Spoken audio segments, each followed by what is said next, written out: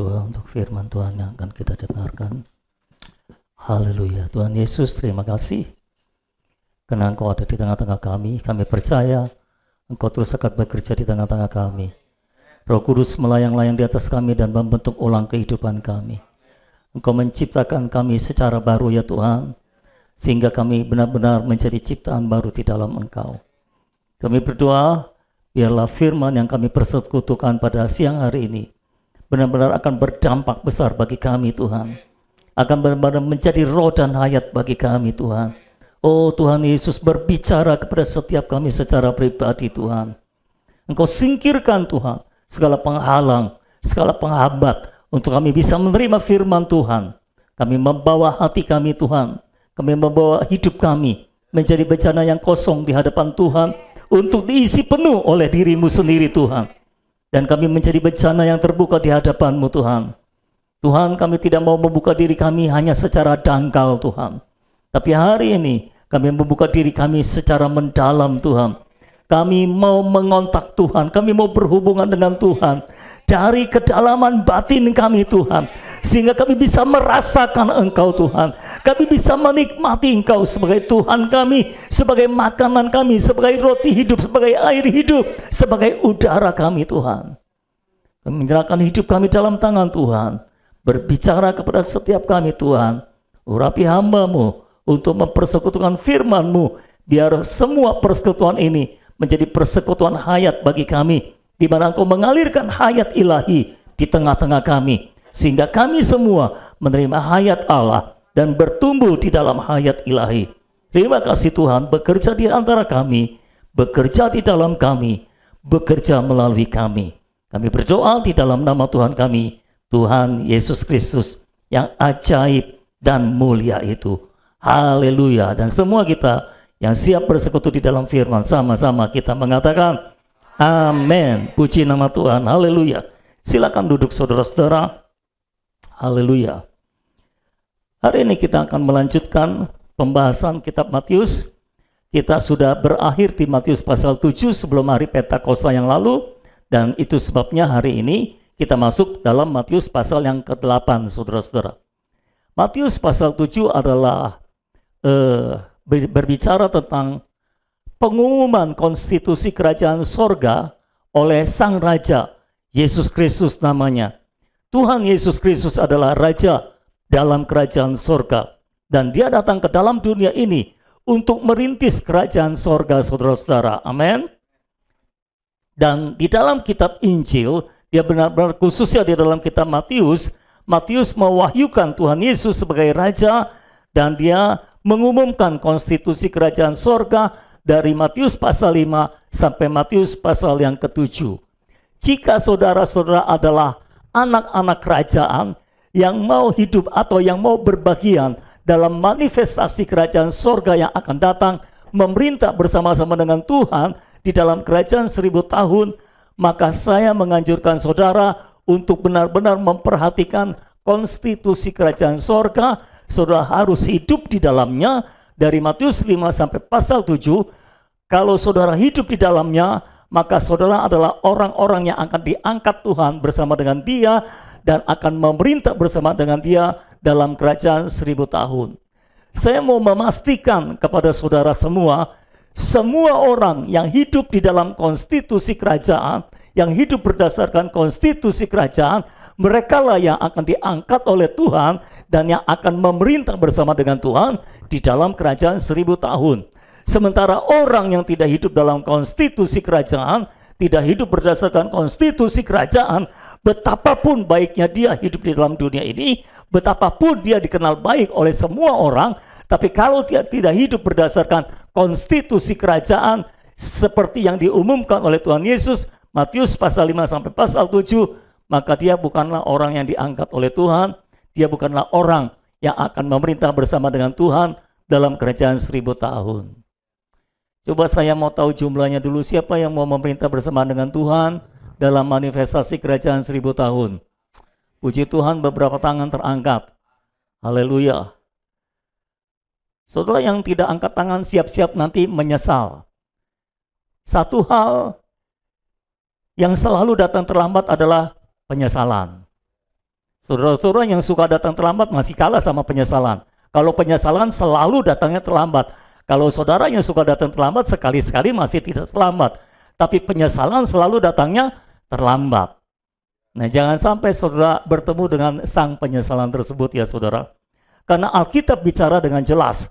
Tuhan sudah mengumumkan konstitusi kerajaannya bukan cuma sebagai sebuah wacana untuk diketahui, tapi itu sebagai sebuah hukum untuk ditaati.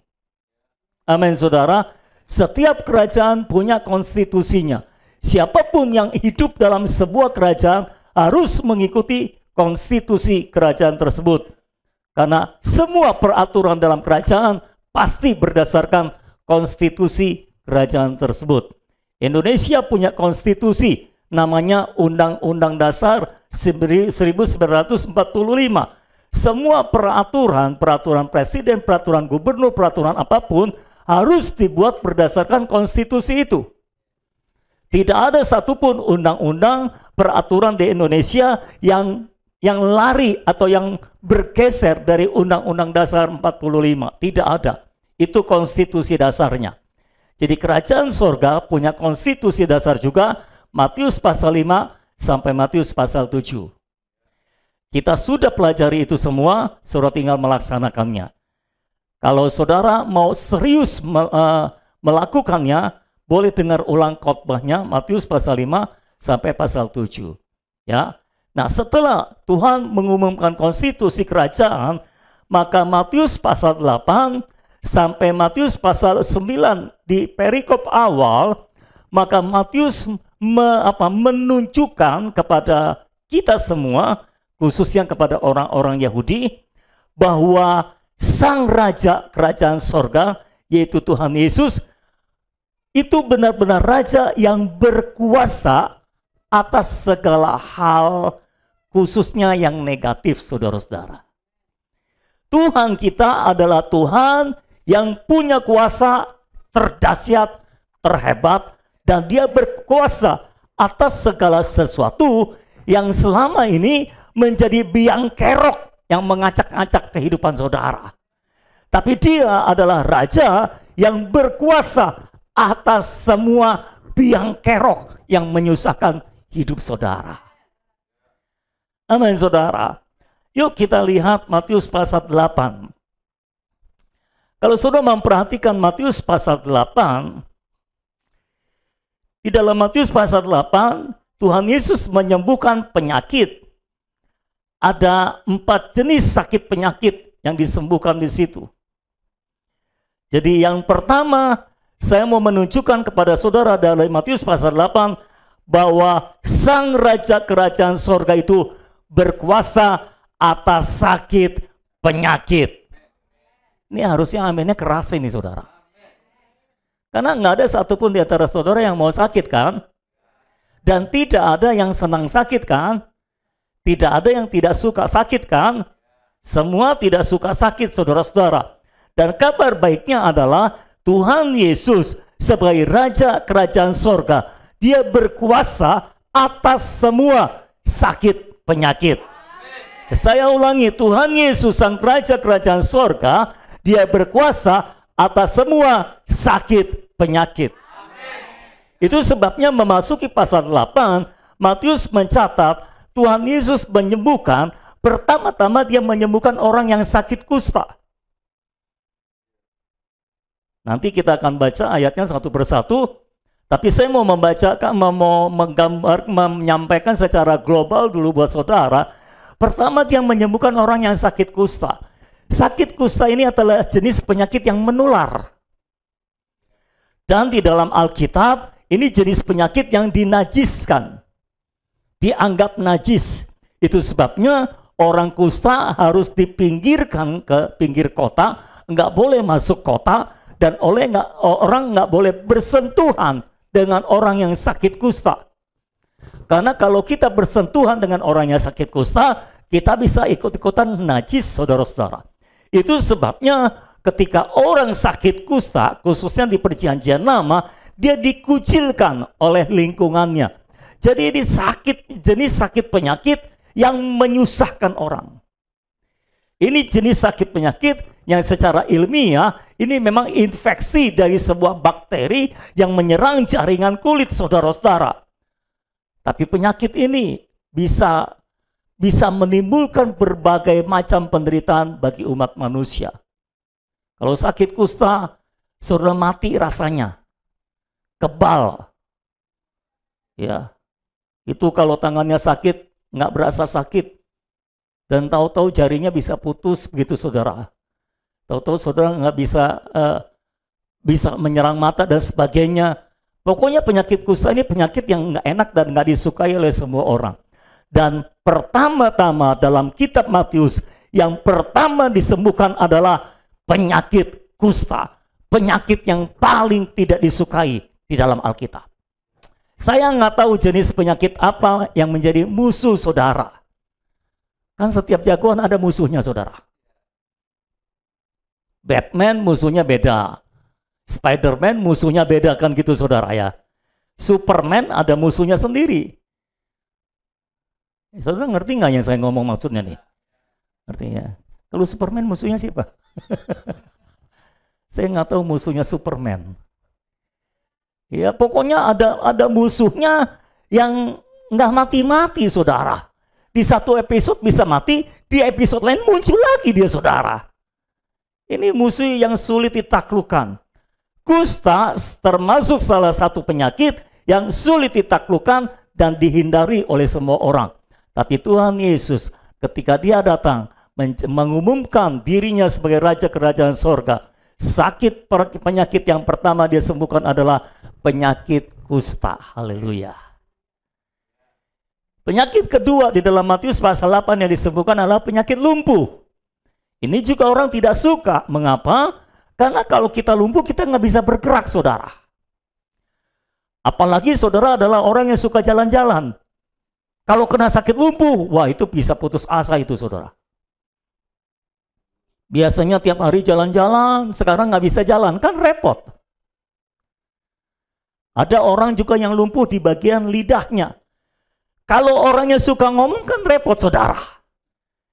Tiap hari maunya ngomong, sekarang nggak bisa ngomong, bisa stres dia saudara-saudara. Penyakit lumpuh juga, ini jenis penyakit kedua yang tidak disukai oleh orang. Penyakit kusta jenis penyakit menular. Penyakit lumpuh mungkin tidak menular, tapi termasuk jenis penyakit yang berat. Karena lumpuh bisa berasal dari stroke juga ya saudara ya. Ada serangan di otaknya dan otaknya mengalami sakit dan membuat dia tidak bisa bergerak. Perintah untuk bergerak tidak diterima dari otaknya. Jadi penyakit kedua adalah penyakit lumpuh. Dan penyakit ketiga yang Tuhan Yesus sembuhkan dalam Matius pasal 8 adalah demam.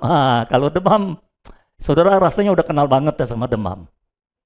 Sehari-hari kita dapati di sekitar kita, bahkan kita sendiri, mungkin di antara saudara, apakah ada yang nggak pernah ngalami demam? Dari kecil nggak pernah ngalami demam, ada nggak? Rasanya nggak ada ya.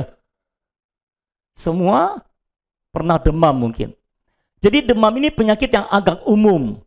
Dan termasuk penyakit yang bisa kategorinya dari ringan sampai berat. Kalau demamnya gara-gara COVID kan banyak yang mati juga waktu itu saudara. Jadi ini bisa karena bakteri, bisa karena virus, bisa karena jamur, bisa karena kuman dan sebagainya. Tapi ini menunjukkan tiga sakit penyakit ini berbeda-beda. Kusta, penyakit menular, termasuk golongan berat. Lumpuh termasuk berat tapi tidak menular. Demam bisa menular bisa tidak, tapi termasuk penyakit yang dianggap biasa, ringan, tapi bisa juga berat. Tergantung virus apa yang masuk ke dalam tubuhnya. Lalu penyakit yang keempat yang dicatat di dalam Matius pasal 8 yang Tuhan Yesus sembuhkan adalah berbagai macam penyakit. Karena orang banyak yang sakit datang kepada Yesus dan disembuhkan. Dan bukan hanya orang banyak yang sakit yang disembuhkan, tapi juga ada orang banyak kerasukan setan disembuhkan juga oleh Tuhan. Jadi pada bagian keempat yang terakhir dalam Matius pasal 8, saudara-saudara, ditunjukkan bahwa seringkali ada hubungan antara sakit penyakit dengan setan. Jadi sakit penyakit bisa berasal dari setan. Dan Tuhan sembuhkan semua. Jadi ada kusta, ada lumpuh, ada demam, dan berbagai sakit penyakit. Daripada cerita satu-satu sekaligus banyak. Jadi semua sakit penyakit. Kesimpulannya adalah bahwa Tuhan kita, Tuhan Yesus Kristus, berkuasa atas semua sakit penyakit. Mau penyakit menular, tidak menular, dia berkuasa atas sakit penyakit. Mau penyakit berat, ringan sampai berat, dia berkuasa atas semua jenis sakit penyakit. Oke, itu yang saya mau saudara tangkap pertama-tama, bahwa dia adalah Raja yang berkuasa atas setiap sakit penyakit. Lalu, ketika Tuhan menyembuhkan 4 macam jenis sakit penyakit ini, Matius mencatatnya secara seperti itu, dan dia punya tujuan yang tersirat di dalam penyampaiannya ini, yaitu melalui kesembuhan atau melalui Tuhan menyembuhkan 4 macam jenis sakit penyakit ini, Matius mau menyampaikan ada makna zaman yang tersirat di balik penyembuhan yang Tuhan lakukan. Nah, sekarang saya mau masuk satu persatu untuk menunjukkan kepada saudara ada makna zaman yang tersirat di dalam penyembuhan keempat sakit penyakit ini. Ini sekaligus merupakan nubuatan yang disampaikan oleh Matius mengenai nasib bangsa Israel dan bukan Israel, mengenai keselamatan bagi mereka semua. Oke, kita masuk kepada yang pertama, Tuhan menyembuhkan orang kusta. Ayat 1 sampai ayat yang keempat.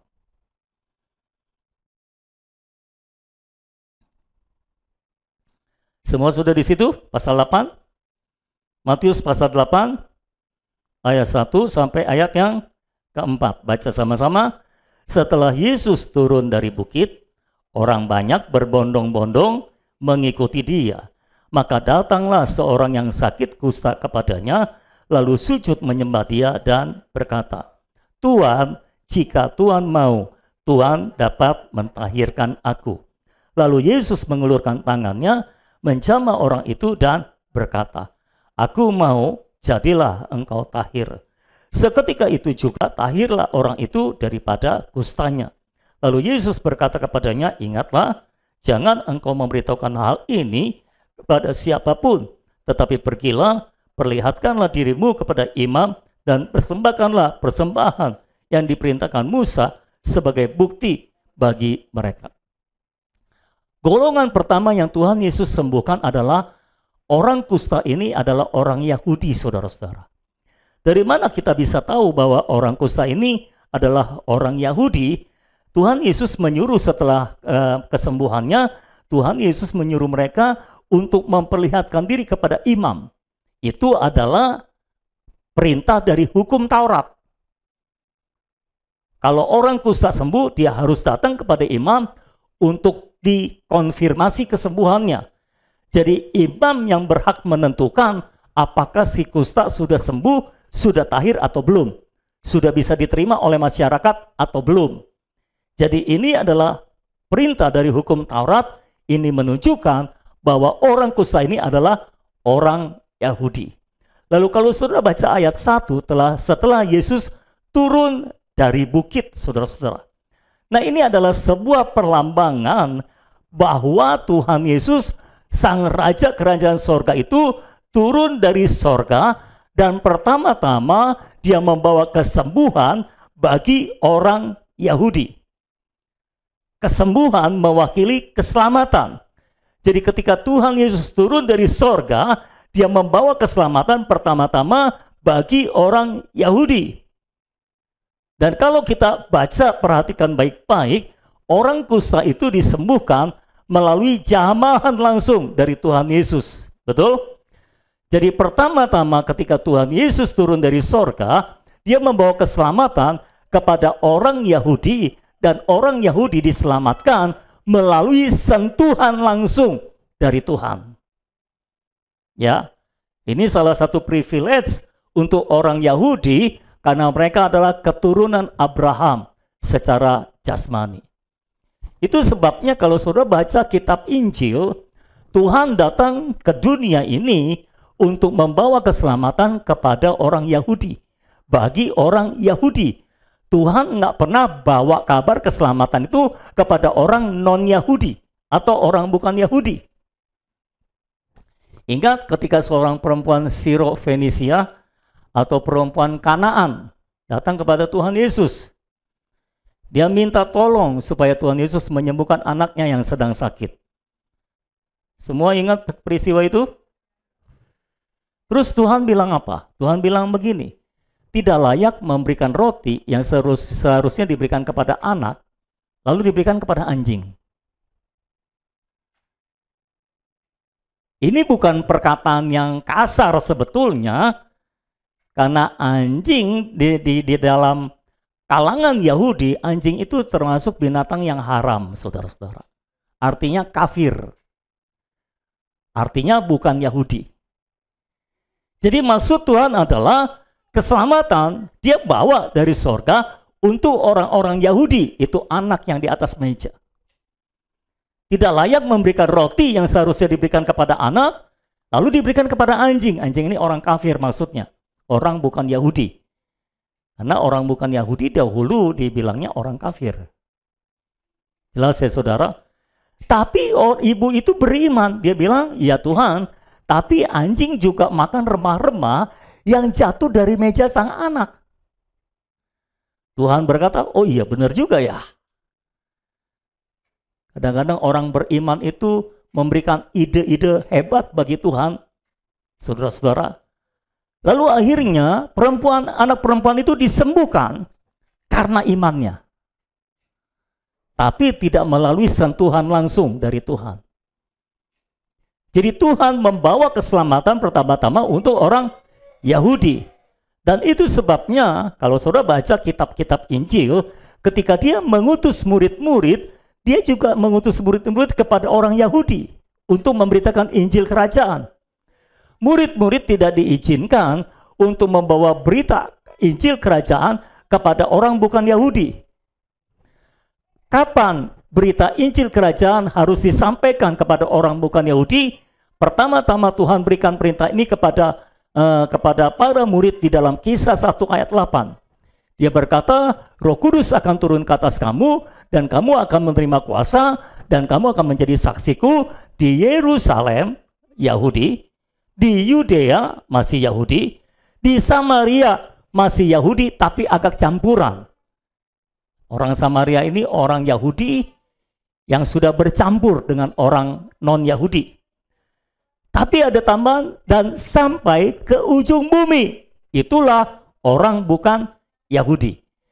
Jadi keselamatan pertama-tama diberikan kepada orang Yahudi. Ini yang mau disampaikan secara tersirat melalui penyembuhan yang pertama Tuhan Yesus lakukan di Matius pasal 8. Itu sebabnya dia sembuhkan pertama-tama adalah orang Yahudi.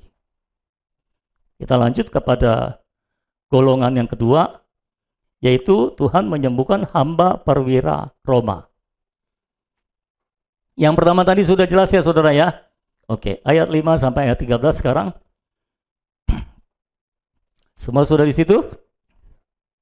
Ketika Yesus masuk ke Kapernaum, datanglah seorang perwira mendapatkan dia dan memohon kepadanya. Nah, ini adalah perwira, saudara. Kalau yang namanya perwira itu pasti orang Roma. Karena waktu itu orang Yahudi dikuasai oleh kekaisaran Roma. Jadi perwira itu pasti dari Roma. Orang Roma. Oke? Lalu ayat 6. Perwira Roma itu datang kepada Tuhan dan memohon, Tuhan, hambaku terbaring di rumah karena sakit lumpuh dan ia sangat menderita. Yesus berkata kepadanya, aku akan datang menyembuhkannya. Tetapi jawab perwira itu kepadanya, Tuhan, aku tidak layak menerima Tuhan di dalam rumahku. Katakan saja sepatah kata, maka hambaku itu akan sembuh. Sebab aku sendiri seorang bawahan dan di bawahku ada pula prajurit. Jika aku berkata kepada salah seorang prajurit itu pergi, maka ia pergi. Dan kepada seorang lagi datang, maka ia datang. Ataupun kepada hambaku, kerjakanlah ini, maka ia mengerjakannya. Saudara perhatikan kalimat dari hamba dari perwira Roma ini, karena ini menunjukkan imannya. Iman yang dipuji oleh Tuhan bahwa ini adalah iman yang besar. Dan kita harus memiliki iman yang seperti ini. Saya ulangi sekali lagi, kita harus memiliki iman yang seperti ini. Itu sebabnya saudara perlu perhatikan iman yang seperti apa maksudnya. Ayat 10, setelah Yesus mendengar hal itu, heranlah ia dan berkata kepada mereka yang mengikutinya, aku berkata kepadamu, sesungguhnya iman sebesar ini tidak pernah aku jumpai pada seorang pun di antara orang Israel. Aku berkata kepadamu, banyak orang akan datang dari timur dan barat dan duduk makan bersama-sama dengan Abraham, Ishak dan Yakub di dalam kerajaan surga. Sedangkan anak-anak kerajaan itu akan dicampakkan ke dalam kegelapan yang paling gelap, di sanalah akan terdapat ratap dan kertak gigi. Lalu Yesus berkata kepada perwira itu, pulanglah dan jadilah kepadamu seperti yang engkau percaya. Maka pada saat itu juga sembuhlah hambanya. Tadi orang kusta mewakili orang Yahudi. Lalu perwira Roma mewakili siapa? Mewakili orang bukan Yahudi. Oke? Ini menyiratkan pertama-tama Tuhan membawa keselamatan kepada orang Yahudi. Tapi setelah orang Yahudi menolak keselamatan yang Tuhan berikan secara umum, ada yang menerima, ada yang menolak. Setelah setelah Tuhan bawa keselamatan kepada orang Yahudi, maka tiba waktunya Tuhan juga membawa keselamatan kepada orang yang bukan Yahudi. Jadi keselamatan selalu dari orang Yahudi kepada orang bukan Yahudi. Jelas ya saudara? Itu sebabnya kesembuhan yang kedua yang dicatat oleh Matius yang dilakukan oleh sang raja kerajaan surga, dia menyembuhkan hamba dari perwira Roma ini. Ini menunjukkan bahwa keselamatan datang dari orang Yahudi lalu kepada orang bukan Yahudi, saudara-saudara. Ya. Nah, kalau orang Yahudi diselamatkan melalui sentuhan langsung dari Tuhan, orang bukan Yahudi tidak begitu. Orang Yahudi diselamatkan melalui imannya kepada perkataan Tuhan atau kepada firman Tuhan. Kita ini semua orang bukan Yahudi. Nggak ada orang Yahudi di sini kan? Ada? Siapa tahu yang keturunan Yahudi ada. Kayaknya nggak ada dah. Hidungnya nggak ada yang mancung. Kalau orang Yahudi kan nih, hidungnya tegak berdiri, saudara. Nggak ada di antara saudara orang Yahudi kan? Berarti kita semua adalah orang bukan Yahudi. Itu sebabnya kita semua diselamatkan karena iman kepada firman. Bukan melalui sentuhan langsung. Sementara orang Yahudi diselamatkan melalui sentuhan langsung. Dia sendiri datang kepada orang Yahudi dan memberikan keselamatan itu kepada orang Yahudi. Tapi orang-orang bukan Yahudi diselamatkan karena iman kepada perkataan Tuhan. Itu sebabnya saya menggarisbawahi tadi, perhatikan iman si perwira itu, karena kita harus memiliki iman seperti itu. Kita semua diselamatkan karena kita mendengar firman dan kita percaya kepada firman. Karena iman kepada firman. Inilah penyembuhan yang kedua, saudara-saudara.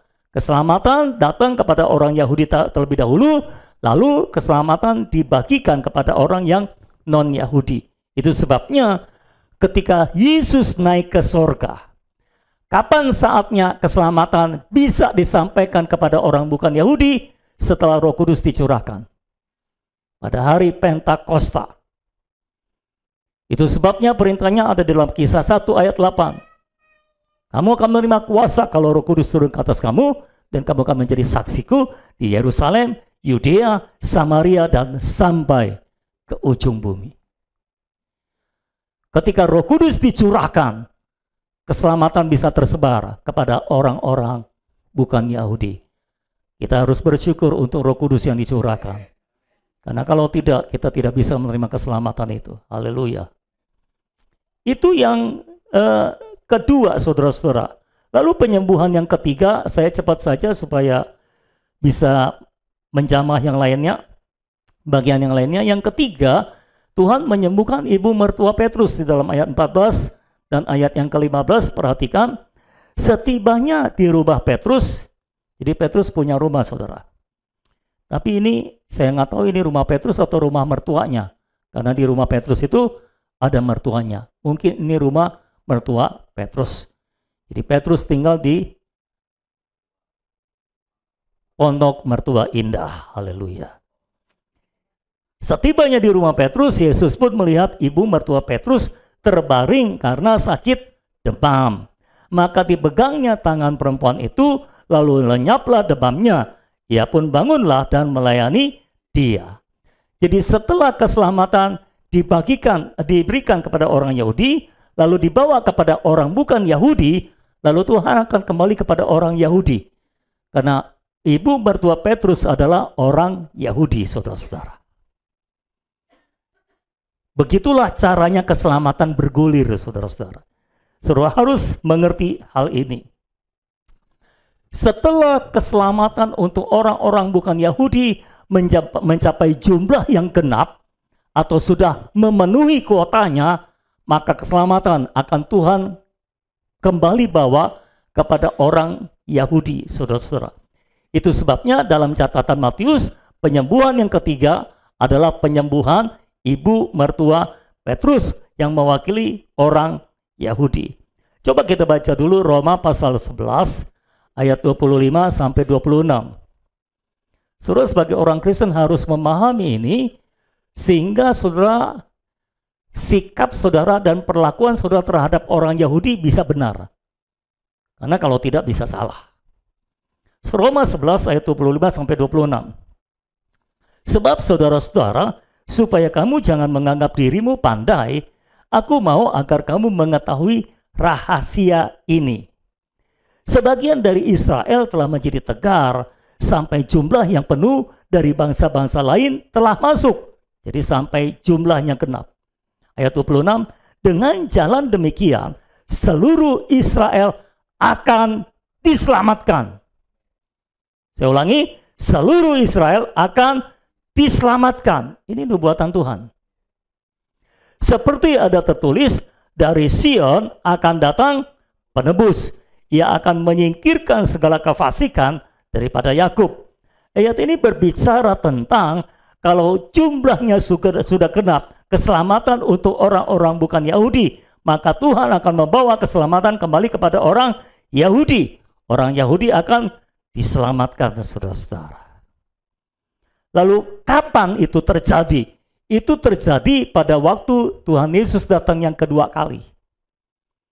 Kedatangannya yang terbuka, di mana sangkakala Allah berbunyi dan Tuhan datang di awan-awan bersama dengan para pemenangnya, orang kudusnya, dan itu adalah akhir dari masa kesengsaraan yang besar.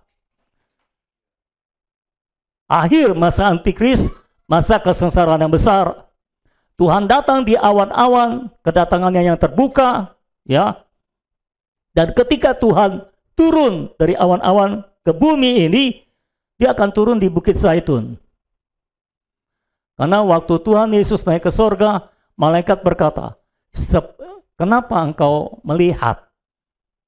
Ya, Tuhan yang naik ke sorga akan datang kembali seperti dia naik.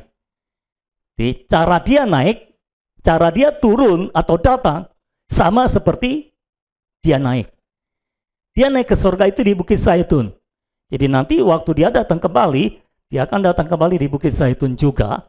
Dan saat itu semua orang Israel yang ada di rumah Israel, karena ibu mertua Petrus disembuhkan di rumah Petrus. Jadi semua orang Israel yang ada di rumah Israel akan melihat kedatangan Tuhan itu, dan saat itu mereka akan bertobat. Saat itu mereka akan bertobat mengenai ketegaran mereka yang selama ini menolak Yesus Kristus. Dan saat itulah orang-orang Israel akan diselamatkan. Ibu mertua Petrus diselamatkan atau disembuhkan melalui sentuhan langsung juga. Tuhan memegang tangannya atau menjamah tangannya. Dan pada waktu kedatangan Tuhan Yesus yang kedua, orang Israel juga akan diselamatkan melalui sentuhan langsung Tuhan. Tuhan datang sendiri, dia menyentuh langsung sendiri orang-orang Israel, dan mereka akan diselamatkan pada waktu itu. Mereka akan bertobat. Oke? Jadi orang Israel diselamatkan melalui sentuhan langsung, dan orang bukan Yahudi, bukan Israel, diselamatkan melalui iman kepada firman. Saudara-saudara. Oke. Ibu mertua Petrus melambangkan orang Yahudi yang ada di rumah Petrus. Dan nanti yang akan diselamatkan ketika Tuhan Yesus datang kembali yang kedua kali adalah mereka yang ada di rumah Israel. Bukan mereka yang berserakan di mana-mana. Jadi mereka yang diselamatkan ada di rumah Israel. Mengapa hal ini penting untuk saudara ketahui? Kalau saudara melihat betapa ajaibnya Alkitab kita. Saudara tahu, sejarah Israel. Israel itu kan sebetulnya berapa kali sudah lenyap. Pada waktu zaman kerajaan Babel, semua Israel di bumi hanguskan. Betul nggak saudara? Bait Allah apa, barang-barangnya diambil dan sebagainya. Yerusalem telah runtuh, bait Allah juga roboh dan sebagainya.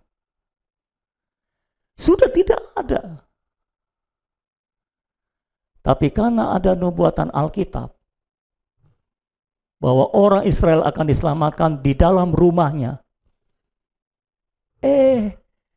Babel dikalahkan oleh Raja Kores, dan Raja Kores dipakai oleh Tuhan untuk memulangkan bangsa Israel ke tempatnya, ke rumah Israel.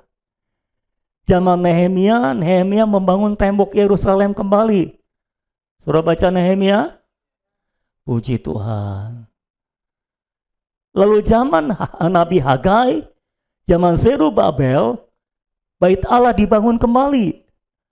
Saudara baca kitab Nabi Hagai? Ya, puji Tuhan. Bait Allah dibangun kembali.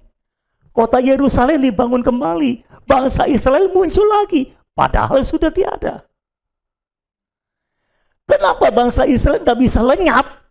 Karena ada nubuatan Alkitab. Kenapa Israel nggak bisa? Padahal sudah lenyap tuntas. Tapi orang-orang yang sudah dibuang itu keluar Israel. Balik lagi, terbangun lagi. Yerusalem terbangun lagi, bait Allah terbangun lagi. Pada zaman Yesus, mereka kan masih ada tuh. Dan pada zaman Yesus, karena mereka menolak Yesus terus, Yesus akhirnya bernubuat bahwa Yerusalem akan dihancurkan. Dan pada tahun 70 Masehi, Jenderal Titus menyerang Yerusalem, membumi hanguskan Yerusalem. Semua kotanya dibakar, bait Allah dihancurkan. Dan itu yang menyebabkan orang Israel diaspora kemana-mana. Beredar kemana-mana. Ada yang di Amerika, ada yang di Rusia, ada yang di mana-mana. Nggak tahu ada yang nyasar ke Indonesia atau enggak. Pokoknya tersebar kemana-mana orang Israel itu. Dan Israel kembali punah. Itu bangsa Israel atau sebuah negara Israel punah, nggak ada lagi. Tahun 70 Masehi hancur semuanya itu. Bumi hangus itu semua. Karena nubuatan Tuhan Yesus. Tapi aneh bin ajaib. Tahun berapa itu? 1948 ya. Tahun 1948, bayangkan, dari tahun 70 Masehi kepada tahun 1948 Masehi, itu berapa tahun?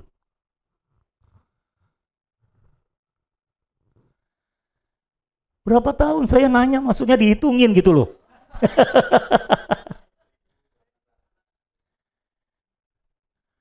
Katakanlah 1800-an tahun. Kita lempengin ya. Walaupun lempengannya jauh, supaya gampang aja saudara. 1800-an tahun Israel sudah tiada. Tapi kok 1948 bangun lagi dia. Tiba-tiba terjadi kegerakan Zionisme. Semua orang Israel dari berbagai bangsa mau balik ke tempatnya. Mau balik ke Israel. Sedangkan tanah Israel sudah diduduki oleh orang Filistin yang sekarang Palestina. Dan berbagai orang Arab di situ. Nah, ketika Zionisme terjadi, orang Israel balik ke tempatnya, ke tanah perjanjiannya, terpaksa mereka harus menyingkirkan orang yang sudah ada di sana. Dan waktu itu terjadi yang namanya Perang Yom Kippur. Tahu nggak Perang Yom Kippur? Nggak tahu. Masa sih di sekolah kan ada sejarah? Nggak ada ya? Oh, itu sejarahnya salah, harusnya ada itu. Ada perang, oh adanya perang di Ponegoro ya. Oke. Itu sejarah Indonesia aja. Sejarah dunia kan ada perang Yom Kippur. Jadi saudara-saudara, orang Israel berperang melawan Liga Arab, istilahnya gitu loh saudara. Kalau nggak salah 6 bangsa Arab kerubutin Israel ini. Aneh bin ajaib, Israel menang. Mau dibilang apa saudara? Karena nubuatannya ada di dalam Alkitab. Israel harus kembali ke rumahnya untuk bersiap diselamatkan di dalam rumah Israel.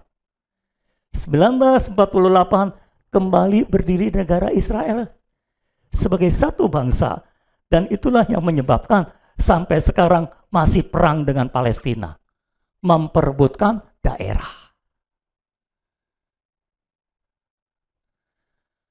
Kalau mau dibilang, ya salah juga sih Israel. Dia udah ninggalin tempat yang lama-lama, kenapa balik lagi? Gitu kan saudara. Itu kan orang udah tinggal di situ lama. Direbut lagi daerahnya. Tapi bagi orang Israel, ini perjuangan. Perjuangan merebut kembali tanah perjanjian. Sejak pembuangan ke Babel, sebelum pembuangan itu, kan orang Israel jatuh bangun dalam penyembahan berhala kan.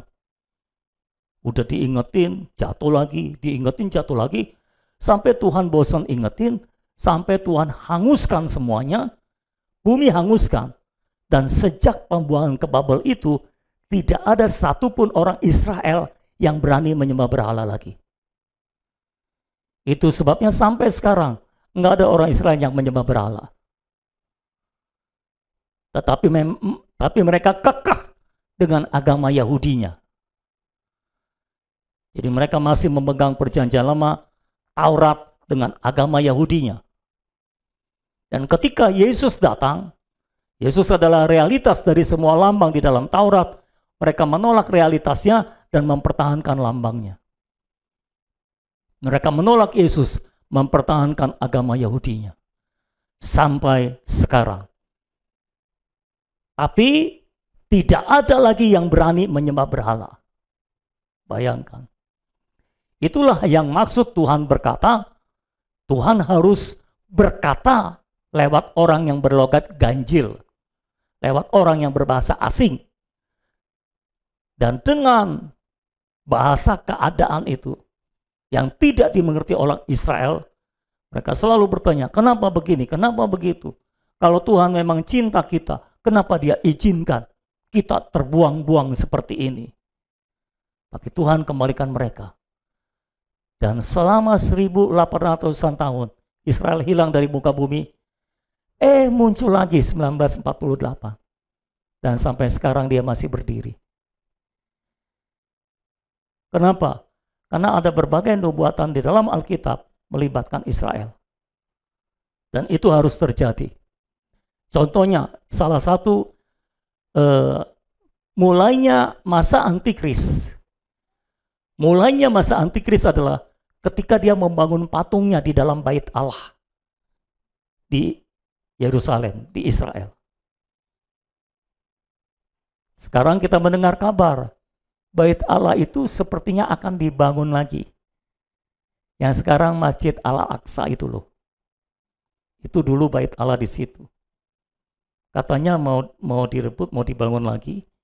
Kalau itu dibangun, berarti Antikris sudah hampir tiba. Karena nanti akan ada perjanjian di situ antara orang Israel dengan Antikris, dan Antikris akan melanggar perjanjian kerjasamanya, dan Antikris akan membangun patungnya di Bait Allah itu. Dan itu menunjukkan zaman Antikris telah mulai. Saya nggak tahu saya akan melihatnya atau tidak. Sepertinya tidak, karena saya harus diangkat duluan. Nggak tahu deh kalau saudara melihatnya atau tidak. Kalau saudara belum diangkat, ya saudara akan melihatnya dan mengalaminya. Dan saya harap kita semua sudah diangkat, haleluya. Sehingga kita tidak perlu ketemuan dengan Antikris. Saudara yang penasaran melihat Antikris, siapa ya Antikris? Penasaran, ya udah nungguin aja, nggak usah diangkat. Nanti juga saudara akan tahu dari mana itu Antikris. Jadi semua nubuatan dalam Alkitab itu pasti terjadi. Orang Israel aja sudah 1800-an tahun tiada dari muka bumi, kok bisa muncul lagi? Berarti Israel itu sudah 2 kali mati, hidup lagi. Betul nggak saudara? Dan sampai sekarang bertahan tuh. Sekarang lagi gencar perang lawan Palestina juga kan? Dan itulah salah satu penyebab mengapa Piala Dunia U20 dibatalkan di sini. Karena menolak timnas Israel untuk datang ke sini. Ditolak di sini, jadinya di Argentina, saudara. Dan timnas Israel yang ditolak di sini malah masuk semifinal di sana. Tapi puji Tuhan, kita nggak ke Argentina, kita datangkan Argentina ke sini. Haleluya.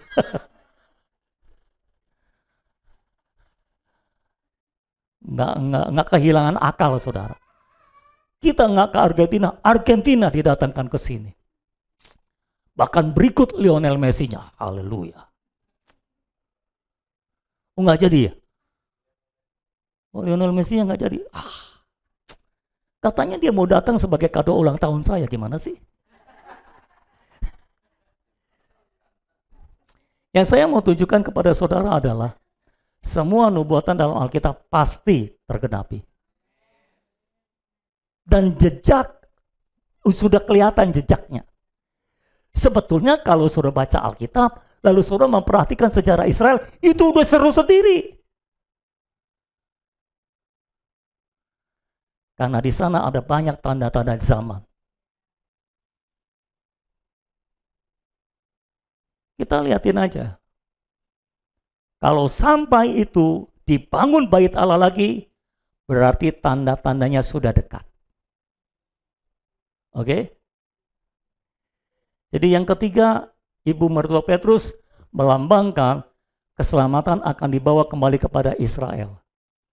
Sekarang ini, beberapa penginjil yang pernah menginjili orang Israel mengakui menginjili orang Israel itu susah banget. Karena mereka benar-benar kekeh dengan agama Yahudinya. Orang Tuhan Yesus saja nggak diterima kok. Ya. Tapi ketika Tuhan Yesus datang kembali di Bukit Zaitun, mereka akan melihat dan mereka akan menyesali diri mereka bahwa mereka pernah menolak Yesus, bahkan pernah menyalibkan Dia. Dan saat itulah mereka bertobat. Lalu selanjutnya yang keempat, Tuhan menyembuhkan banyak orang, ayat 16 sampai ayat 17. Menjelang malam dibawalah kepada Yesus banyak orang yang kerasukan setan, dan dengan sepatah kata Yesus mengusir roh-roh itu. Perhatikan, dan dengan sepatah kata Yesus mengusir roh-roh itu dan menyembuhkan orang-orang yang menderita sakit. Hal itu terjadi supaya genaplah firman yang disampaikan oleh Nabi Yesaya. Dialah yang memikul kelemahan kita dan menanggung penyakit kita. Jadi menjelang malam, saudara-saudara, menjelang malam ini mengacu kepada masa 1000 tahun. Masa 1000 tahun adalah masa terakhir dari langit dan bumi yang lama ini. Karena setelah masa 1000 tahun, kerajaan 1000 tahun, langit dan bumi yang lama akan lenyap, digantikan dengan langit dan bumi yang baru. Jadi bumi yang kita tempati sekarang berakhir pada masa kerajaan 1000 tahun. Setelah kerajaan 1000 tahun, akan muncul hari yang baru, langit dan bumi yang baru. Makanya dibilang menjelang malam. Karena kalau sudah datang malam, akan datang hari baru. Ini mengacu kepada masa 1000 tahun, zaman terakhir dari langit dan bumi yang lama, saudara-saudara. Jadi dianggap sebagai malam hari.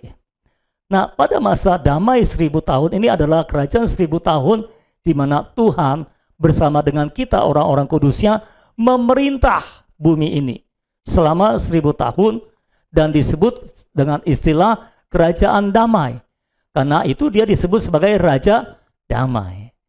Kita biasanya nyanyi Dialah Raja Damai itu pada waktu Natal saja. Tapi dalam kerajaan 1000 tahun dia memang Raja Damai. Ya.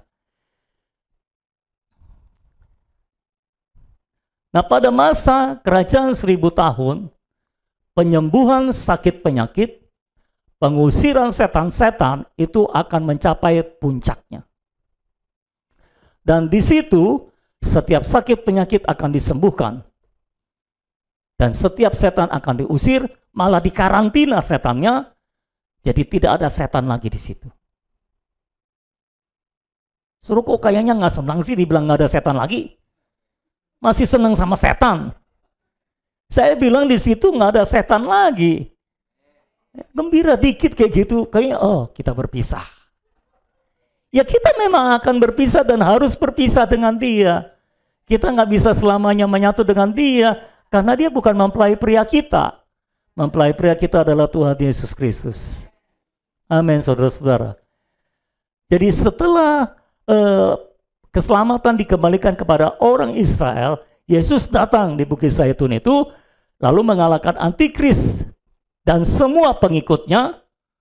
Dan setelah itu Tuhan Yesus mendirikan kerajaan 1000 tahun. Dan di situ semua sakit penyakit disembuhkan. Tidak ada lagi sakit penyakit. Amin. Selama kita masih di sini, kuasa kesembuhan belum mencapai puncaknya. Karena itu ada yang disembuhkan, ada yang tidak disembuhkan. Tapi pada masa kerajaan 1000 tahun, semua sakit penyakit akan disembuhkan. Kuasa kesembuhan akan mencapai puncaknya di situ. Termanifestasi sepenuhnya. Pengusiran setan-setan juga seperti itu. Ya saudara. Jadi 4 model kesembuhan atau 4 kesembuhan pertama yang dilakukan oleh Yesus yang dicatat di dalam kitab Matius bermakna zaman seperti ini maksudnya saudara-saudara. Itu menunjukkan dari awal kedatangan Yesus sampai kerajaan 1000 tahun.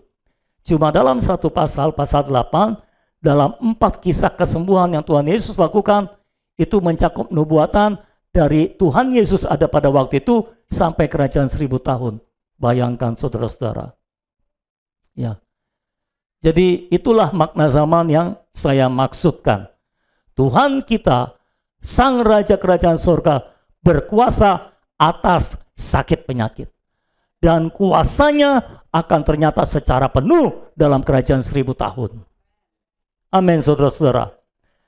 Jadi saya berdoa, saya berharap tidak ada satupun di antara saudara yang takut dengan sakit penyakit. Karena Sang Raja bisa menanggulangi sakit penyakit. Kita tidak boleh takut terhadap sakit penyakit. Karena Raja kita yang sekarang ada di dalam kita bisa menanggulangi sakit penyakit.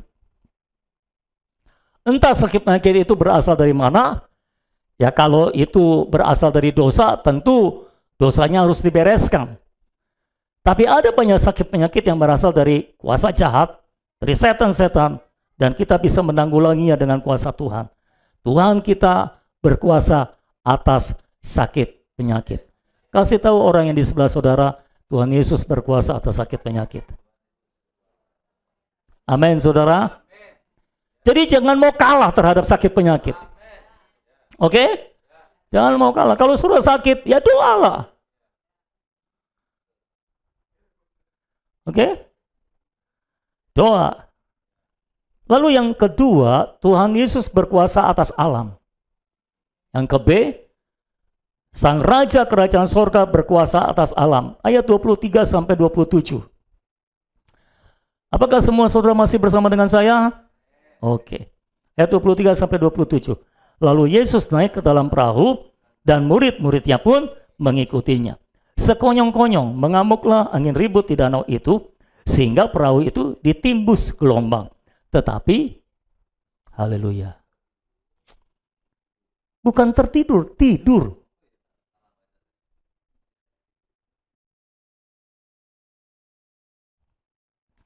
Kalau tertidur kan itu udah ngantuk ditahan-tahan, nggak tahan juga, tertidur dia gitu. Kalau ini tidur, artinya apa? Badai gelombang tidak menghalangi dia untuk tidur. Haleluya. Jadi belajar dari Tuhan Yesus, kita bisa tidur di tengah badai. Ayat berapa sekarang? 25. Maka datanglah murid-muridnya membangunkan dia, katanya, Tuhan, tolonglah, kita binasa.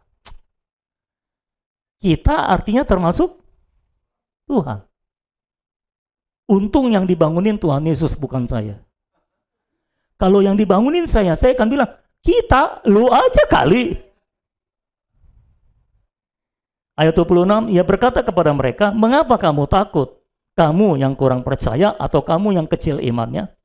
Lalu bangunlah Yesus menghardik angin dan danau itu, maka danau itu menjadi teduh sekali.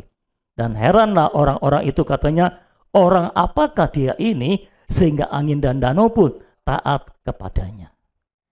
Saudara-saudara yang dikasihi oleh Tuhan, saya tertarik dengan ayat 26a. Tuhan Yesus berkata begini, mengapa kamu takut? Kamu yang kurang percaya? Ini artinya apa, saudara? Berarti kalau kita takut, kita itu kurang percaya.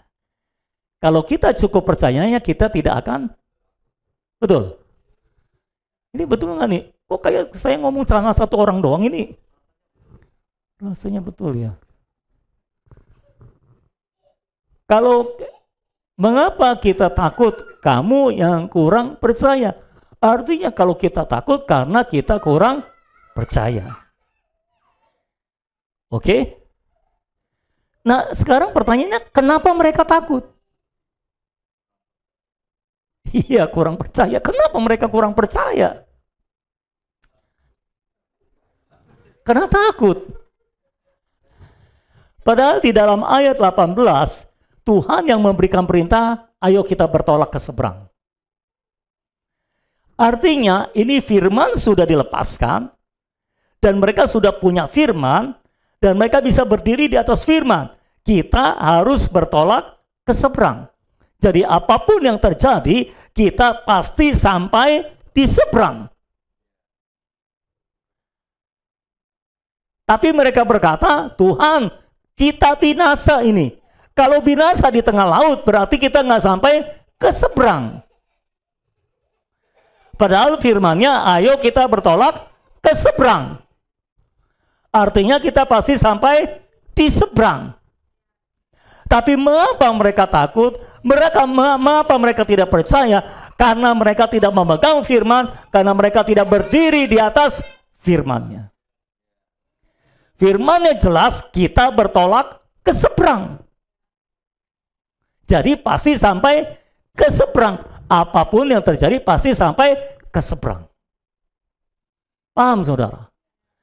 Lalu kenapa mereka takut? Karena mereka tidak percaya. Iya, saya tahu. Tapi mengapa mereka tidak percaya? Karena mereka tidak menerima firman-Nya dengan tepat. Mereka tidak memahami firman dengan tepat. Itu sebabnya, saudara-saudara, memahami firman secara tepat itu penting. Karena itu akan mempengaruhi iman kita tepat atau tidak. Ya. Jadi pemahaman kita terhadap firman penting. Contoh, saya kasih contoh. Tolong yang di belakang itu, tolong tampilkan lagu yang tadi tuh. Tuhan menetapkan langkah-langkah orang. yang hidupnya berkenan kepadanya. Tuhan menetapkan, semua baca itu, langkah-langkah orang yang hidupnya berkenan kepadanya. Nyanya siapa itu? Tuhan, berkenan kepada Tuhan. Lanjut baris berikutnya. Apabila ia jatuh, tak sampai tergeletak. Siapa ia di situ? Kita. Sebab Tuhan menopang tangannya. Tangan siapa itu? Tangan kita. Artinya Tuhan menopang tangan kita. Betul. Tuhan menopang tangan kita. Itu sebabnya kalaupun jatuh kita tidak tergeletak. Betul begitu? Betul? Refnya. Tangannya. Tangan siapa itu? Sebab Tuhan menopang. Tangan siapa yang ditopang itu?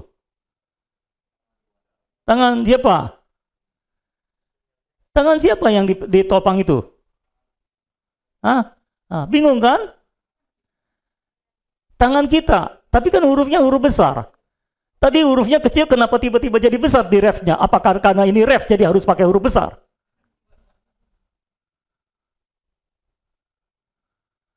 Ayo.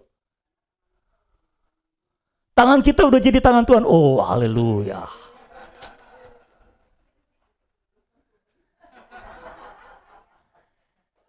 Makanya kalau saudara nyanyi pemahaman yang nggak tepat juga nanti bingung.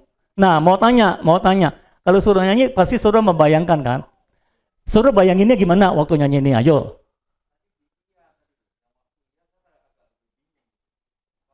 Jadi bayangannya bingung.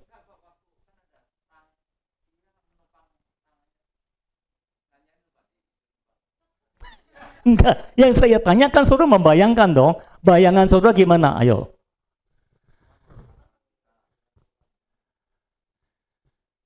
Oke, ini versi 1, versi 2. Tuhan memegang tangan kita, ada yang lain.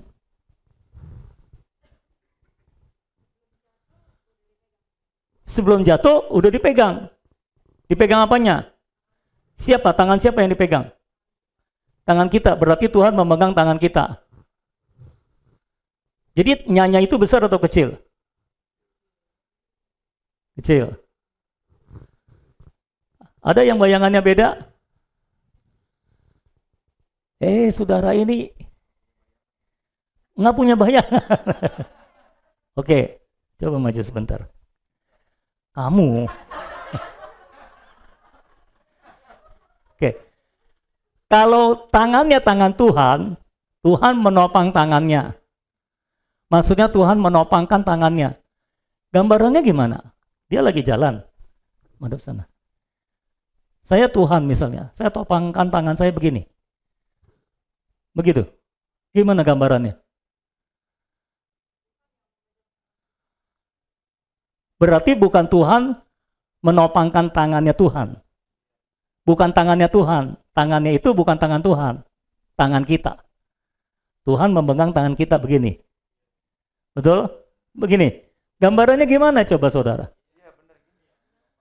Benar gini. Kenapa Eli?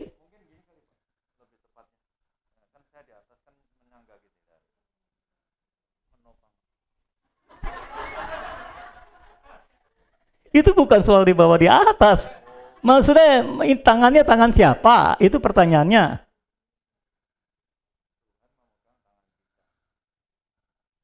Tapi kan ada yang bilang tangannya ini tangan Tuhan kan? Kalau tangan Tuhan ditaruh di mana? Di sini? Menopang dia supaya nggak jatuh gimana?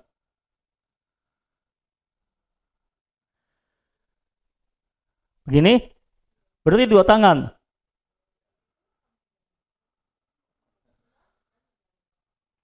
Berarti tangan Tuhan dua-duanya buat dia, buat kita nanti gimana? Kalau tangannya tangan dia, gambaran saya adalah seperti orang tua nuntun anaknya. Kalau dia jatuh, coba kamu jatuh. Nggak bisa. Nah, sudah pernah nuntun anak kecil? Kalau anak kecil itu jatuh, karena dipegangin tangannya sama orang tuanya langsung diangkat. Nggak sampai tergeletak. Betul itu? Oke. Jadi tangannya tangan siapa? Eh, katanya tadi betul. Tangan kita dipegang oleh tangan Tuhan. Karena tadi waktu nyanyi ini saya agak bingung. Loh, kok di ref tangannya jadi tangan Tuhan? Tadi yang bukan ref tangannya tangan kita loh. Jadi saya bertanya, ini perbuatan siapa yang mengubah tangan kita jadi tangan Tuhan? Yang di belakang. Berarti Ana atau Siska ini mengubah tangan kita jadi tangan Tuhan dia.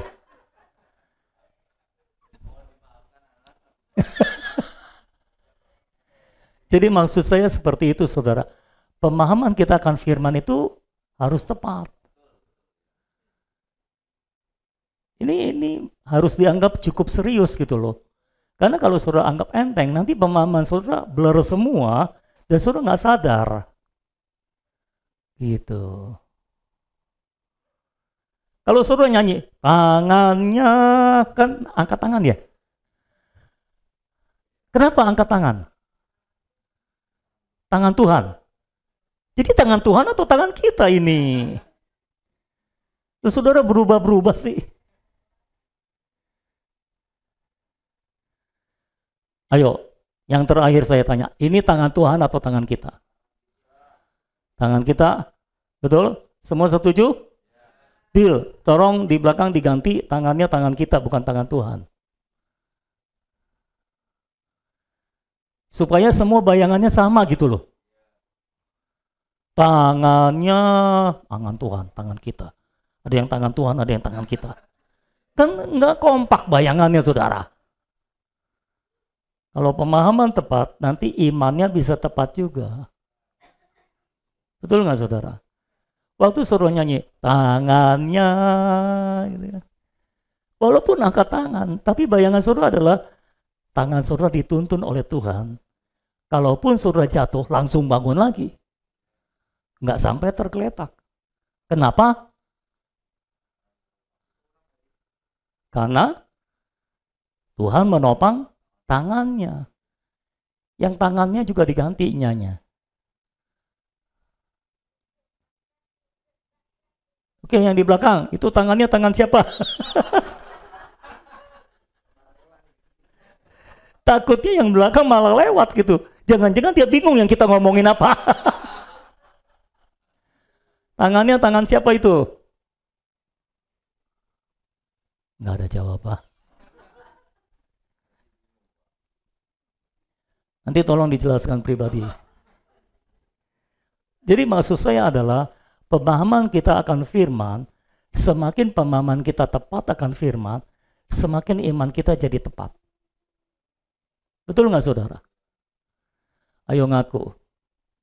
Selama ini imanmu menjadi sangat besar terhadap bahasa roh.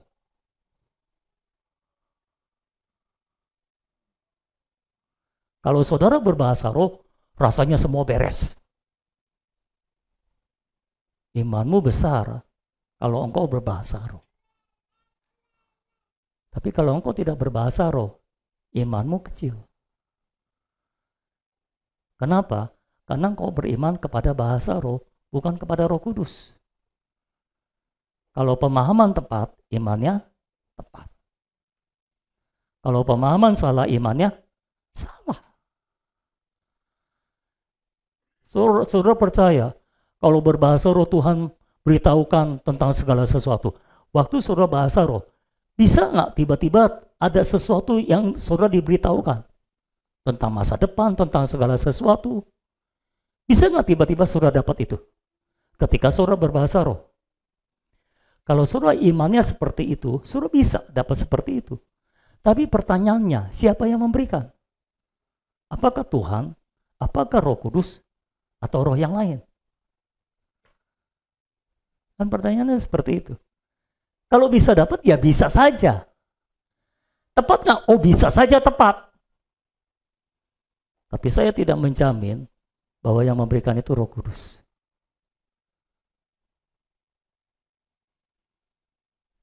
Ya. Iman saudara harus kepada Roh Kudus, bukan pada karunia. Oke? Iman saudara harus kepada Tuhan Yesus, bukan kepada hamba Tuhan. Oke? Jadi harus tepat, baru imannya nanti tepat. Kalau pemahamannya tepat, imannya tepat, kita akan lebih terlindung, saudara-saudara. Terlindung dari perangkap setan.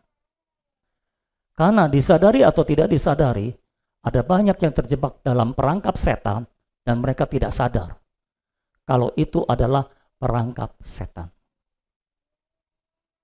Kita nggak ngerti kalau nggak diterangi Roh Kudus, saudara. Oke, berapa waktu belakangan ini saya diserang dengan berbagai sakit penyakit, saudara.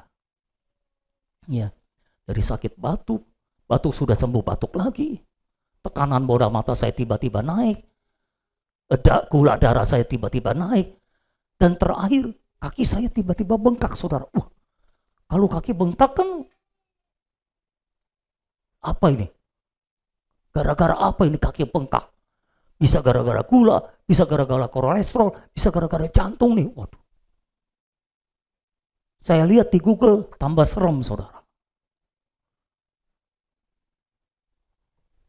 Saya tanya-tanya, Tuhan ini kenapa?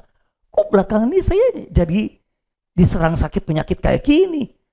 Rasanya saya sudah cukup lama tidak mengalami ini semua. Maksudnya sakit yang bertubi-tubi itu. Tekanan bola mata saya tiba-tiba naik. Saudara. Sampai satu titik, Tuhan beritahu saya, ini serangan iblis. Loh, saya baru ngerti, oh iya ya, saya udah lama nggak ngalami ini semua. Kenapa saya nggak sadar?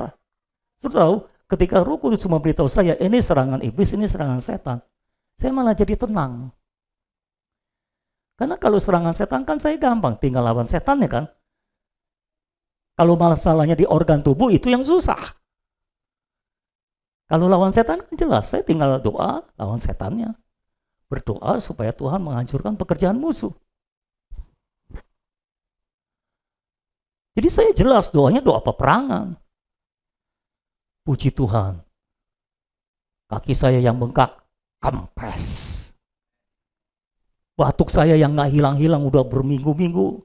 Mungkin sebulan, 2 bulan kali. Hilang juga. Saya dari tadi enggak batuk juga kan. Ya saudara-saudara. Puji Tuhan untuk semuanya itu. Tetapi saya tidak akan tahu kalau tidak diberitahu oleh Roh Kudus.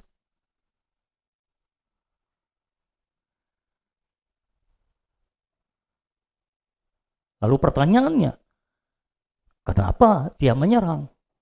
Kalau dia menyerang berarti dia terganggu. Kalau saya nggak mengganggu dia, ngapain dia nyerang-nyerang saya? Nggak ada kerjaan. Tahu kan saudara, Tuhan Yesus mengajak murid-murid, ayo kita bertolak ke seberang. Artinya Tuhan mau kita ke seberang, betul? Dan kalau sudah baca kisah selanjutnya, di seberang sudah ada pekerjaan Tuhan yang menanti, ada orang yang kerasukan setan di Gadara. Di seberang, yang harus dibebaskan. Artinya saudara-saudara, sebetulnya ini adalah pekerjaan setan menghambat mereka untuk sampai di seberang. Makanya ketika Tuhan Yesus bangun, Tuhan menghardik apa? Dikatakan Tuhan menghardik apa? Bukan cuma angin dan danau. Tuhan menghardik angin dan danau. Diam, tenanglah, danau jadi teduh sekali. Angin itu dari udara, danau itu dari laut. Di udara ada roh-roh jahat di udara. Itu adalah malaikat yang jatuh. Penguasa angkasa. Roh-roh jahat di angkasa. Setan adanya di laut. Di bawah laut. Setan ini berasal dari makhluk hidup sebelum Adam yang memberontak ikut-ikutan iblis dan dihukum Tuhan dibuangnya ke laut. Sementara malaikat yang jatuh, malaikat yang berpihak kepada iblis waktu memberontak di surga itu dibuangnya ke angkasa. Surga ada di langit tingkat ketiga, angkasa itu ada di langit tingkat kedua. Dan Angkasa kita, langit yang pertama ini, itu adalah langit kita yang awan-awan ini. Artinya sebetulnya Tuhan menghardik roh jahat yang menyebabkan angin itu, dan danau itu yang menyebabkan jadi ada gelombang laut. Dia menghardik angin dan danau. Dia menghardik roh jahat dan setan-setan. Dan itu sebabnya mereka taat. Dan danau menjadi teduh sekali.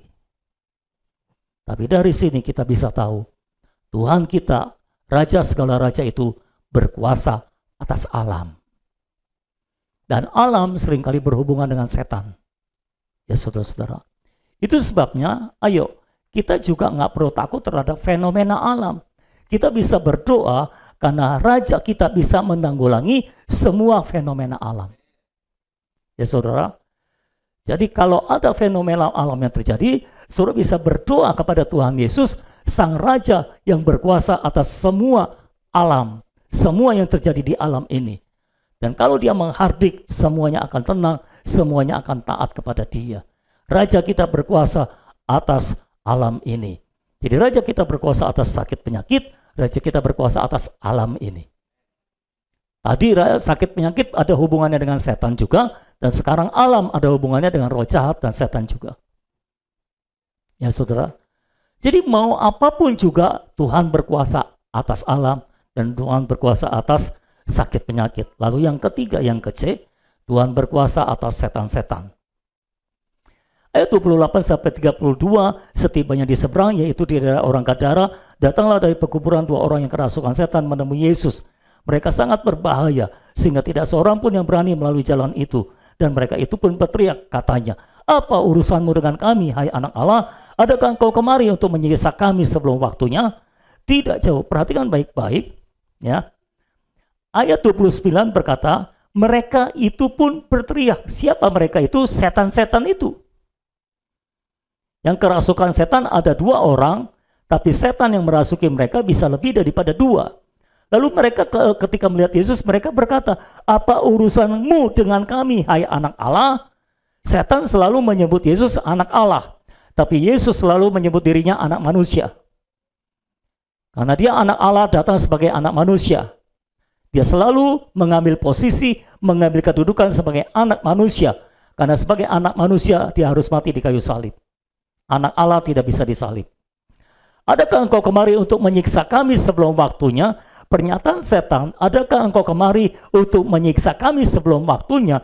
Ini menunjukkan bahwa ada satu waktu di mana Allah telah menetapkan untuk menyiksa setan-setan. Betul saudara?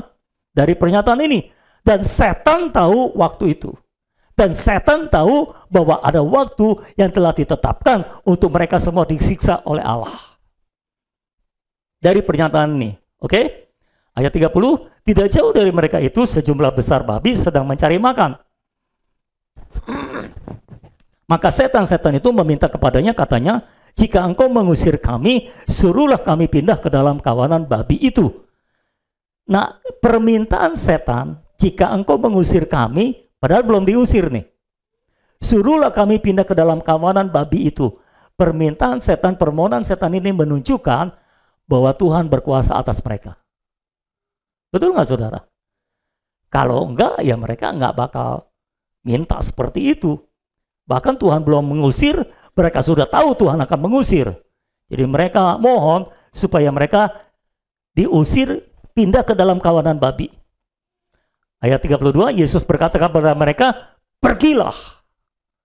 Oh, ini perintah yang berwibawa. Ini menunjukkan juga bahwa Tuhan berkuasa atas setan-setan itu. Lalu keluarlah mereka dan masuk ke dalam babi-babi itu. Maka terjunlah seluruh kawanan babi itu dari tepi jurang ke dalam danau dan mati di dalam air. Mengapa Tuhan mengizinkan mereka untuk pindah ke dalam babi? Karena di hadapan Allah, babi adalah binatang yang najis. Binatang yang haram. Makanya diizinkan. Lalu ketika masuk setan-setan itu ke kawanan babi, mereka pergi kemana? Mereka pergi kemana? Setan masuk ke dalam babi, lalu mereka pergi kemana? Ke jurang, ke dalam air. Kenapa mereka pergi ke air? Karena setan memang tempatnya di air. Di bawah air. Babi-babinya mati, tapi setannya balik ke kandangnya. Dan semua babi-babinya mati. Itu menunjukkan Tuhan bukan hanya membersihkan daerah itu dari setan-setan, tapi Tuhan membersihkan daerah itu dari semua yang najis. Tapi permasalahannya, semua pemilik babi nggak senang. Jadi Yesus diusir dari daerah itu. Karena mereka mau mempertahankan pekerjaan mereka yang najis. Tapi ketika Tuhan datang ke satu daerah, dia bukan hanya membersihkan daerah itu dari setan-setan, dia membersihkan daerah itu dari semua yang najis. Ini menunjukkan Sang Raja berkuasa atas setan-setan. Semua paham apa yang saya sampaikan? Saudara harus menerima dan memahami dengan tepat bahwa Sang Raja benar-benar berkuasa atas setan-setan. Jadi kalau saudara mengusir setan, pastikan saudara mengusir setan dari dalam roh saudara bersama Sang Raja itu, maka setan-setan akan takut. Amin, saudara. Yang kedua, yang terakhir, Tuhan berkuasa mengampuni dosa. Jadi dia berkuasa atas sakit penyakit, dia berkuasa atas alam, dia berkuasa atas setan-setan, dia berkuasa mengampuni dosa. Kalau saudara baca pasal 9 ayat 1 sampai 8, saya bacakan ayat 1 sampai 8, sesudah itu naiklah Yesus ke dalam perahu lalu menyeberang. Kemudian sampailah ia ke kotanya sendiri. Maka dibawa oranglah kepadanya seorang lumpuh yang terbaring di tempat tidurnya. Ketika Yesus melihat iman mereka, berkatalah ia kepada orang lumpuh itu, percayalah hai anakku, dosamu sudah diampuni. Orang lumpuh datang, lalu Tuhan berkata, percayalah anakku, dosamu sudah diampuni. Artinya kelumpuhan orang itu berasal dari dosa. Atau penyebab penyakitnya adalah dosa. Jadi dosanya yang harus dibereskan, dosanya harus diampuni. Maka berkatalah beberapa orang ahli Taurat dalam hatinya, ia menghujat Allah. Kenapa ahli Taurat berkata dia menghujat Allah? Karena hanya Allah yang berkuasa mengampuni dosa. Sedangkan Yesus ini manusia, kenapa dia mengampuni dosa? Dia bilang dosamu sudah diampuni. Ayat 4, tetapi Yesus mengetahui pikiran mereka lalu berkata, mengapa kamu memikirkan hal-hal yang jahat dalam hatimu? Manakah lebih mudah mengatakan dosamu sudah diampuni atau mengatakan bangunlah dan berjalanlah? Nah saya tanya saudara, lebih mudah mana mengatakan dosamu sudah diampuni atau bangunlah dan berjalanlah? Nah, lebih mudah mana? Saudara nggak menjawab berarti jawabannya dua-duanya susah ya. Oke, kita lanjut dulu lah. Ayat 5, ayat 6 ya. Tetapi supaya kamu tahu bahwa di dunia ini anak manusia berkuasa mengampuni dosa. Lalu berkatalah ia kepada orang lumpuh itu, bangunlah, angkatlah tempat tidurmu dan pulanglah ke rumahmu. Dan orang itu pun bangun lalu pulang. Ini menunjukkan Tuhan Yesus berkuasa atas sakit penyakit dan Tuhan juga berkuasa untuk mengampuni dosa. Jadi kalaupun penyakitmu karena dosa, Tuhan berkuasa menanggulangi sakitnya, Tuhan berkuasa menanggulangi dosanya. Mau apa lagi? Semua Tuhan bisa tanggulangi. Oke saudara? Orang itu pulang, sembuh, menunjukkan dosanya sudah diampuni. Karena penyebab penyakitnya adalah dosa. Menunjukkan bahwa Tuhan berkuasa mengampuni dosa. Dan karena itu dia sembuh. Karena dosanya sudah diampuni. Jadi dari pasal 8 sampai pasal 9, perikop yang pertama, menunjukkan bahwa Raja Kerajaan Surga itu berkuasa atas roh-roh jahat di udara, atas setan-setan, dan atas dosa. Dan perhatikan, ketiga hal ini seringkali yang menjadi biang kerok dari semua penderitaan manusia. Semua penderitaan yang manusia alami seringkali berasal dari pekerjaan roh-roh jahat, atau setan-setan, atau dosa. Mengapa suami istri tidak bisa harmonis? Pekerjaan roh jahat. Ya. Tapi Tuhan bisa mengatasi roh jahat. Ada orang sakit, ada orang kerasukan setan, tapi Tuhan bisa menanggulangi setan-setan. Kalau masalahnya dosa gimana? Tuhan bisa menanggulangi dosa, Tuhan bisa mengampuni dosa. Jadi artinya, dia bisa menjadi segala sesuatu bagi kita. Apapun masalah kita, dia bisa menjadi semua yang kita butuhkan. Itu sebabnya dia bukan hanya menjadi hayat kita, tapi dia juga menjadi segala sesuatu kita. Jadikan dia raja dalam hidup saudara, maka dia akan menjadi hayat kita dan menjadi segala sesuatu bagi kita. Amin. Mari kita berdoa. Tuhan, terima kasih buat firman-Mu. Kami percaya firman-Mu ya dan amin. Dan firman-Mu akan terjadi dalam hidup kami. Kami percaya Engkau adalah Raja yang berkuasa atas segala sesuatu, Tuhan. Memang semuanya akan mencapai puncaknya dalam kerajaan 1000 tahun. Tapi sejak sekarang kami percaya kuasa-Mu nyata di tengah-tengah kami, Tuhan. Engkau berkuasa, Tuhan, atas semua sakit penyakit. Engkau berkuasa atas alam, Tuhan. Engkau berkuasa, Tuhan, atas setan-setan, Tuhan. Engkau berkuasa mengampuni dosa juga, Tuhan. Engkau berkuasa atas segala sesuatu, Tuhan.